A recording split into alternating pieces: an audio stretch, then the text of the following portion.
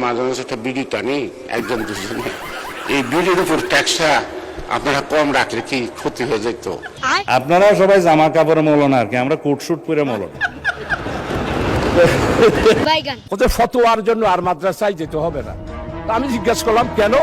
ওদের ফতোয়া তো আপনাদের এই পার্লামেন্টে দেওয়া হয়।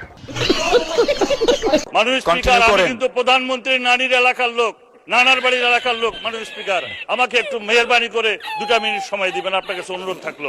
मजा आया और मैं ये जो मजा है হাফিজ সাহেব থাকলে রিলেট করতে, উনি ভোলা মানুষ থাকতে। रुको जरा सबर करो। সরি, হাফিজ সাহেবকে সরি স্পিকার সাহেব, thank you, so sorry, so sorry. আমি শিওর আপনি চিনেন ওনাকে, বাট আমার বলাটা ভুল হয়েছে। মাননীয় স্পিকার, এই 2 মিনিট সময় দেন না। ধন্যবাদ মানুষ। আমি তো বক্তব্যের প্রারম্ভে বলেছি, মুদি দোকানে লেখা থাকে না, বাকি চাহিয়া লজ্জা দিবেন না, गजब बेइज्जती है।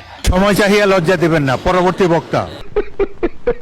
বিরোধী দলের প্রতি সম্মান রেখেই বলছি, আপনারা যদি আমাদেরকে পতন করার হুমকি দেন, তাহলে বিরোধী দলের অবস্থান থেকে আপনাদেরকে পতন ঘটানো হবে ইনশাআল্লাহ। চুপ!